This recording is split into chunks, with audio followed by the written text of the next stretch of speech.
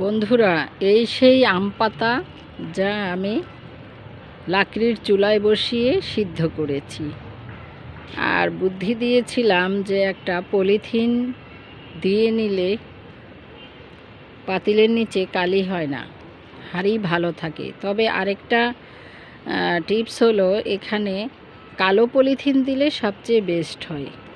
কালো পলিথিন ভারী থাকে, ভারী পলিথিন দিলে ভালো। আমি আজকে প্রথম করেছি সবুজ পলিথিন দিয়ে।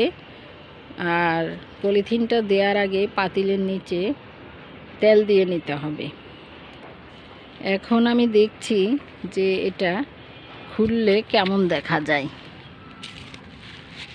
আমি যেহেতু ছাদ বাগানে আছি, এই যে দেখুন আমি খুলছি, এই যে পরিষ্কার, ভিতরে কিন্তু পরিষ্কার।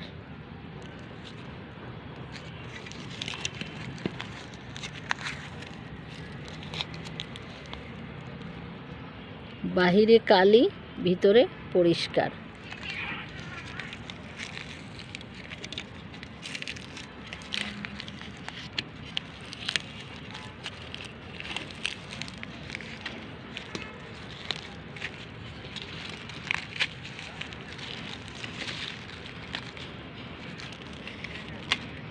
সম্পূর্ণ কালিটা লেগে গিয়েছে পলিথিনে, আর পাতিলটা ঠিক আছে।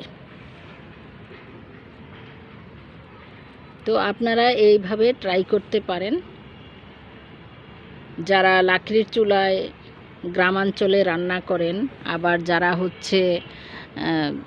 প্রয়োজনবশত এরকম করতে হয়, যেমন আমি ছাদ বাগানের গাছ কেটে নিয়ে সেই গাছগুলো শুকিয়ে অনেক হয়ে গিয়েছে, সেগুলোকে ছাই বানিয়ে সার হিসেবে ব্যবহার এবং ছত্রাকের জন্য ব্যবহার করার জন্য আমি ছাদ বাগানের আমার ইনকমপ্লিট বাড়ির অংশে এই কাজটা করেছি।